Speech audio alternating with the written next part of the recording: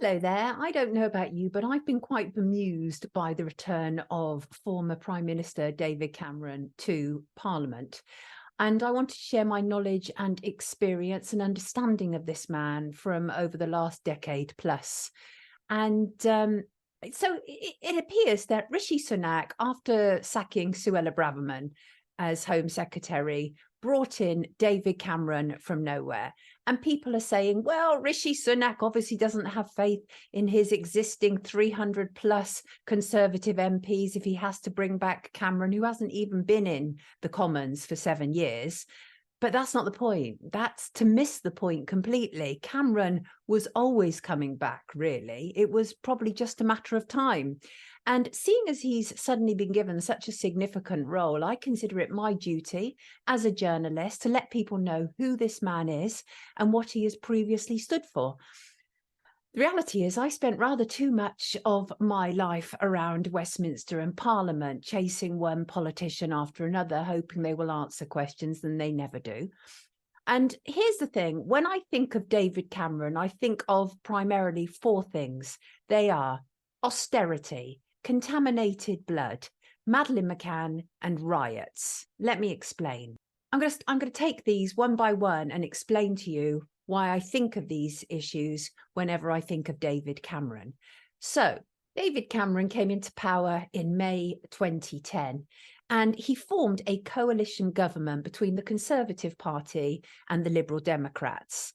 And that was the beginning when observers like myself knew that David Cameron and his sidekick, George Osborne, had almost certainly been put into a position of power. The Conservatives did everything they could to get David Cameron elected, and they managed, but obviously not with a majority, which is why it was a coalition government. And that was the first point when people knew that the Lib Dems were absolute sellouts, because who gets in bed with a Conservative? Not supposed to be a Liberal Democrat, right? The point was that Nick Clegg, Danny Alexander and Vince Cable wanted power much more than they wanted to stick by the so-called principles of their party. And so they came into power. And it was in August 2011 that the British riots happened. August the 6th to August 11th. The locations were all over England: London, West Midlands, Merseyside, Greater Manchester, Bristol, other areas. There was rioting, there was looting, there was arson, there was robbery. It was just absolutely horrendous. People died. Shops were burgled, homes were destroyed, vehicles were destroyed. It was an absolute horrendous nightmare. It all kicked off after the police shooting of Mark Duggan in North London on 6th of August 2011. Protesters had gathered outside the local police station. It really was the mishandling of this protest that led to the outbreak of violence and looting. But the reason that it all spread so fast was because people were just so angry and disenfranchised. Now, let me be clear here. I am not about to justify people rioting, right? I'm not about to justify that, but I could understand why a lot of it had occurred. And one of the consequences of the riots was that Tories, David Cameron, wanted to introduce a new law so that anybody who had taken part in the riots, if they lived in council properties, then they and their families would be evicted. Well, I thought that was extremely wrong and unfair, because it's one thing a member of your family taking part in riots, is quite another if you're all held accountable for it and evicted. And so I formed a group called PAIR, People Against Riot Evictions. And on the first day that I formed it, it was a Facebook group. We had 2,000 new members, including the solicitor Imran Khan, who had offered to help because he presumably, like all of us, could see how deeply unfair it was. And so we began campaigning against this idea that David Cameron's mob were going to evict entirely innocent people. And we won. They dropped it. And it was absolutely fantastic. And that, in many respects, was one of my first tastes of having to deal with David Cameron's government and what they were about. David Cameron comes from a life of absolute privilege. David Cameron was formerly part of the Bullingdon Club, and there was an infamous picture of the Bullingdon Club, which featured David Cameron, Boris Johnson. And the Bullingdon Club was a private all-male club for Oxford University students. And it was known for grand banquets, wealthy members, atrocious behaviour, vandalism of restaurants and student rooms, etc., etc. It was originally a sporting club. It was founded more than 200 years ago. And when Cameron became Prime Minister, one of the things that he wanted to push forward was this idea that he was a man in touch with the people. But it couldn't have been further from the truth. And then when the infamous picture of them surfaced, there was no getting away from his past. And David Cameron and George Osborne were selected for their positions, no doubt about it. They represented neo-politics, and that was the intention to push that through. And so the riots had happened. And then, of course, what we saw across the land was a complete, like, people were apparently legitimately changing and waking up to the heinous nature of what was taking place in our parliament with people like David Cameron and George Osborne. And then, of course, we had like Occupy New York, Occupy Wall Street, Occupy London.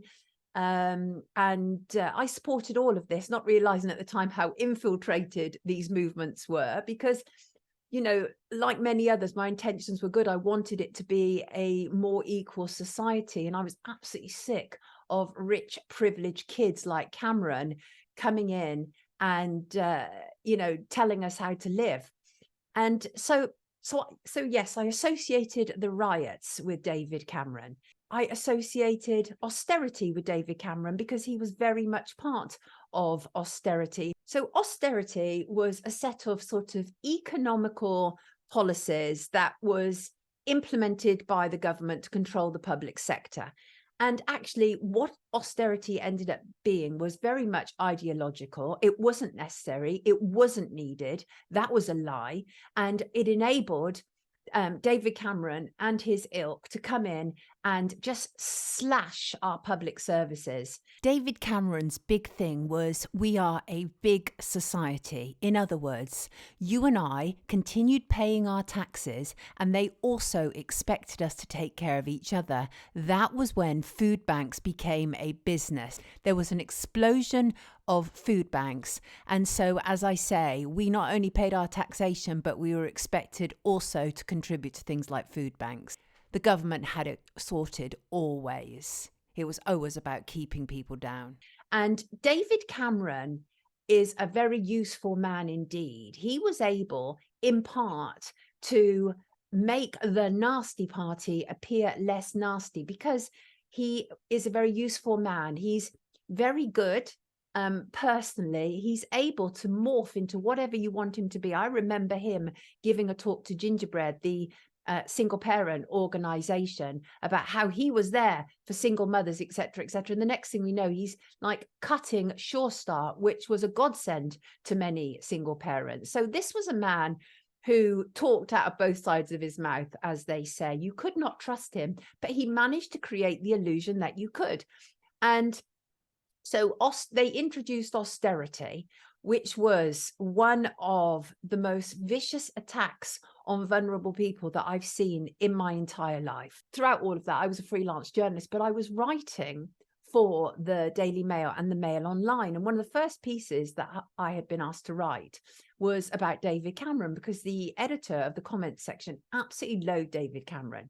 And he just said to me, you know, just say whatever you want, which was fantastic. It was literally like open season. So I went in on David Cameron being somebody who was duplicitous, who couldn't be trusted, who had made all these promises to single parents and then went completely against it. David Cameron and his party were influential in demonizing people, and they had to demonize people because then it made it easier to bring in these austerity measures. So, for example, they demonized sick and disabled as being scroungers. There was this plethora of TV programs that arose at the same time, you know, like Benefit Street, for example.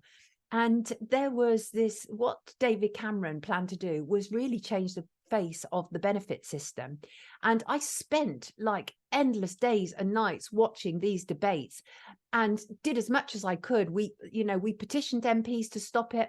I remember doing a letter to Ed Milliband, who at the time was the so-called opposition in the Labour Party. And I was able to do an open letter to Ed Milliband via the Daily Mail. Thousands of people signed it. And all we were asking him was to be a decent opposition to what David Cameron was doing to sick and disabled people. And he did precisely zero, because there isn't an opposition. They are literally all the same. Austerity was an absolute lie. It was to bring in a new structure. It was to introduce several tiers to our society. And as I say, the impoverished were absolutely demonized. Now, coming from I was born into poverty. My regular meals were free school meals. And that wasn't to take anything away from my mum, who was struggling extremely hard with four children. And her husband had died from cancer, and then she met my father and had me, and then he disappeared. So it was extremely hard for her, and she was also very sick. And so I did grow up in poverty, but actually I have no shame there whatsoever, because it's enabled me to be the person I am and to be compassionate, but not just compassionate, but to have a big overview of what is really going on, because there's nothing quite like, kind of like bringing yourself up from the gutter to be able to see what is going on up there. Trust me. And people didn't understand at the time why I was writing in the Daily Mail. They were like, the Daily Mail demonizes sick and disabled people. But the point is that I was writing in it because I saw no point in preaching to the converted. I could write in the Guardian or the Independent, but they were all on the same side. They were all saying it was wrong. I needed to get to people who believed in Cameron, and the pages of the Daily Mail was absolutely perfect for that, because I believed that was where it was possible to make a change. And I really truly hoped that my voice would make a difference. Oh, how naive I was. So many of us appealed in a multitude of ways to stop the heinous attacks on sick and disabled people. As I say, I composed an open letter in the Daily Mail. There were many voices like me who were speaking up. One of my favourite was Keith Ordinary Guy, lovely man from Bath, who wrote a letter a day to David Cameron for several years. And everyone was appealing to David Cameron, please stop this. Everyone was so desperate to get him to change course, but he wouldn't. He was rigid. It was as if it wasn't solely him at all, which of course I now realize it wasn't. He was but the public face of austerity. And there was a very good reason for that. And what I'm about to say may come over as hard, but it's not supposed to. Sometimes being honest is hard. It is hard to the ears, and I make no apologies for that. David Cameron was the perfect face to push through austerity because he had a sick and disabled child, little Ivan. The reality is that the optics were good for David Cameron. The public had less of a problem with a man with a disabled child messing around with the sick and disabled benefits and being part of the propaganda that demonized people, because the attitude was, he knows, he has personal experience how awful this is and what needs to be improved for the benefit system. But that was psychology. That was what they were using on us. And these people like David Cameron, they have teams of people that we fund working on their side, showing them what psychology to use against us. There were the photo shoots that he did with Ivan. And let me just be clear here. Ivan has now passed, and bless Ivan and all babies who have gone too soon. But as I say, there was absolutely no doubt that David Cameron was seen as the man to push through those austerity measures and the demonization of disabled people because he had a disabled child. They used these optics. We know it. This is a fact. There was this whole thing of sort of one of us deception that was taking place. But the fact is that David Cameron and his wife Samantha are hideously rich, come from very wealthy families. They use the NHS, but they also had the backdrop of their money should things go wrong. They were absolutely afforded the best care. But they weren't like us, and they weren't like people who were in our situation. So the fact was that his role was used, but they pushed it through, and the Queen gave royal assent to these awful policies. It was under Cameron's watch that the further steal on our NHS was able to take place. I did an article for the Daily Mail around about that same time, and it showed that hundreds of MPs and Lords who were voting on these measures that would essentially privatise a huge chunk of the NHS had shares in private healthcare companies, and they were allowed to vote. Right, at local level, local council, you wouldn't be allowed to, but at national level, they were allowed to vote. Go figure. Didn't make any sense, right? And the thing is that George Osborne was very much part of the austerity program. Absolutely heinous man. More famous, in fact, for being caught with a line of white on a table as he sat next to a dominatrix who I'd interviewed before. But the best bit about George Osborne being in office was when he was at the Paralympics in 2012. And there's a video got to be on YouTube, I'm pretty sure of it. But the crowd boo him. So so much, it's absolutely deafening. They left him in no doubt that they considered him absolute filth, because he was absolute filth. What they were doing to some of our most vulnerable people was heinous. So the next thing that this brings me to, and what I think of when I think of David Cameron, is contaminated blood. The contaminated blood scandal was indeed a scandal, but nobody was doing anything about it. I had been contacted by the Contaminated Blood campaign, and what they told me shocked me. I had no idea that this existed. Basically, in the 1970s and the 1980s, thousands of people in the UK, certainly in Australia and probably in other parts of the world, were infected with contaminated blood, and people were infected with the HIV virus, with hepatitis virus, and it was really quite shocking. And there were these people who were living with this contaminated blood that was killing them. But as I say, so I was contacted by the Contaminated Blood campaign, a man called Glenn Wilkinson, and I'd never heard of it before, but they asked me to go to David Cameron's constituency in Witney and report, because they were going to have a meeting with him where they were going to highlight what was happening, because one of his constituents had contaminated blood. So myself and a small camera crew went to Witney one day, and I don't know whether it was because we were there or because there was press coverage or whatever, but David Cameron refused to see these people. Well, it was devastating, because some of the people who had turned up there from the Contaminated Blood campaign were living on borrowed time. And I was horrified. I mean, just horrified. So I'd said to Glenn, what do you want to do? And he said, I want David Cameron to receive all this literature so he can see what is happening. So I said, right, sod it, we're going to his house, which was in Little Dean, which is really just down the road in Oxfordshire. So we went, myself and a cameraman and Glenn Wilkinson and his wife, took Glenn down there to post through the letterbox of David Cameron's house all this literature, because seeing as David Cameron wouldn't see them for a meeting, I said, let's take it to him. Now, I was well aware this might be problematic, but I really couldn't bear the way, what Glenn was experiencing. Have a little listen. We're here in the village of Dean in Oxfordshire. We're just outside Prime Minister David Cameron's house. I'm here with Glenn Wilkinson. I was with Glenn Wilkinson earlier. We've made a film which we will be uploading, but we just wanted to come here. We wanted to see if we could catch the Prime Minister. It's really important, because members of the same group that Glenn's involved with are desperate actually to have a meeting with David Cameron, aren't you? Absolutely. And that's not forthcoming, is it? No.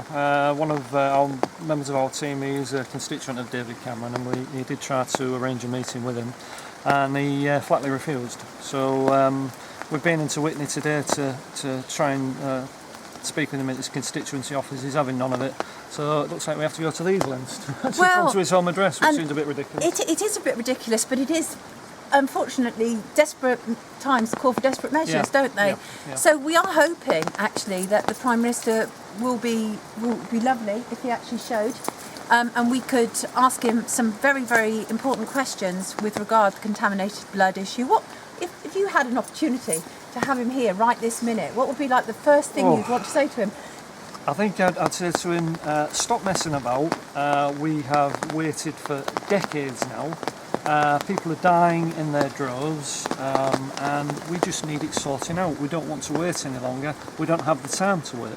Would you just like to briefly explain what you've got there? There's several pieces of information. This is quite an important one. This is our document that we've dedicated to a very good friend of mine and a fellow campaigner, Oliver Carruthers. Ollie died on the 28th of August 2012 of a complication of hepatitis C, and he's never had justice, and he never will now. Whatever happens, this man will not have justice. The best that can be done for Ollie is to do something for his family. So then we couldn't get it through the letterbox. And so then we went to talk to his armed police who were outside the house. And I should say, this is not the only occasion that I've been to David Cameron's house. The other time was on a New Year's Eve when a man was on a hunger strike outside his house because he wanted to see his daughter. His daughter had been taken away from him in a sort of forced adoption situation. But on this second occasion, it was to do with contaminated blood. Anyway, the police were not cooperative, obviously, because their job was to guard David Cameron, not to deal with people who may have an issue with him.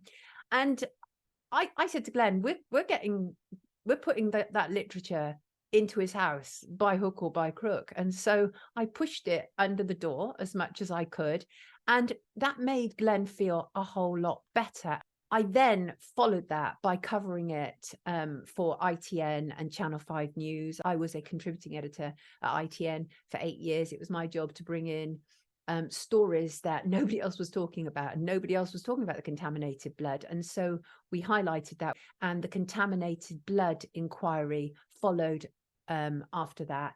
And finally, people were being heard about how they had been infected, and people were being compensated. And so that was fantastic. And that really taught me a lot. I have never been averse to doorstepping politicians. I think it is a freedom that journalists should be able to engage in at any time. And I have doorstepped many politicians and have no issues with that whatsoever. But they began to clamp down on it outside Parliament, because the thing is, in Parliament, what they do is pretty much on Wednesdays, which is when it's Prime Minister's question time, out on the green, all the cameras are there and the politicians come out and they do their little PR talk to camera, and then they sod back off again. Well, that wasn't what I was looking for. I wasn't looking for a PR talk.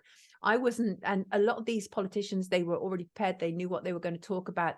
They were primed to talk. It was, like they were getting ready to put out a press release. But I didn't believe then, and I don't believe now, that is the way to interview politicians. I believe that politicians should be just asked direct questions. They should not be prepared for them. They should not be prepped in any way. They are representing us. We pay for them. They work for you, remember. I know we keep forgetting that because it's hard to believe that. It seems absolutely evident and apparent that they work for somebody else, certainly foreign powers, but no, they do truly actually work for us. Anyway, so back to David Cameron. Finally, I think about Madeleine McCann when I think of David Cameron, because David Cameron's relationship with Rebecca Brooke, who was a senior executive at Rupert Murdoch's News International, is what led to Operation Grange. Operation Grange is the multi-million-pound investigation into the disappearance of Madeleine McCann that is being held by the Metropolitan Police. It has cost us approximately £14 million so far, and I object to Operation Grange, not least because at the start of Operation Grange, they completely ruled out the 9 adults who were there. And statistics will tell us that the vast majority of children are abducted by people who know them. And yet the 9 adults who were with Madeleine when she was reported missing were ruled out of the British investigation, which was clearly wrong. So I've always objected to Operation Grange, but Operation Grange started because the Sun newspaper was essentially blackmailing Theresa May. They had said that they were going to put her on the front page endlessly until she agreed to Operation Grange. Theresa May was the Home Secretary at the time, but it really was David Cameron's relationship with Rebecca Brooke that led to Operation Grange. And, many years later, Operation Grange is still going. Of course, Madeleine McCann has not been found. Nobody has been held accountable. They've had one dodgy suspect after another. But that all came about as a consequence of David Cameron's relationship with Rebecca Brooke.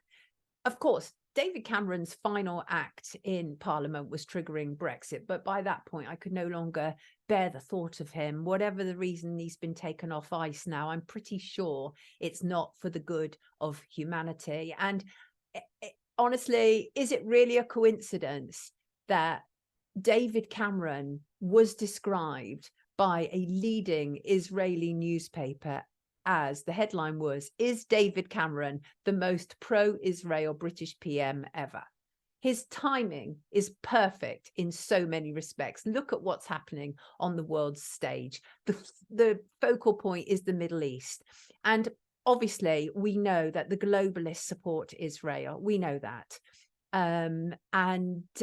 David Cameron is no exception. The newspapers of the last few days have concentrated on a David Cameron quote from 2010, where he actually described Gaza as a prison camp, and he had criticized Israel's illegal settlements in the Palestinian territory, and that was a visit to Turkey in 2010. And actually what he said was, Gaza cannot and must not be allowed to remain a prison camp.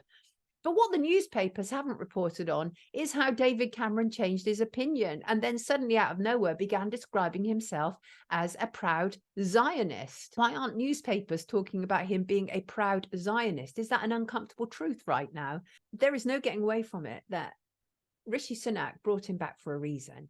And is it because we are dealing with a time when the will of Zionism needs to be pushed forward above and beyond anything, because it is part of the globalist plans?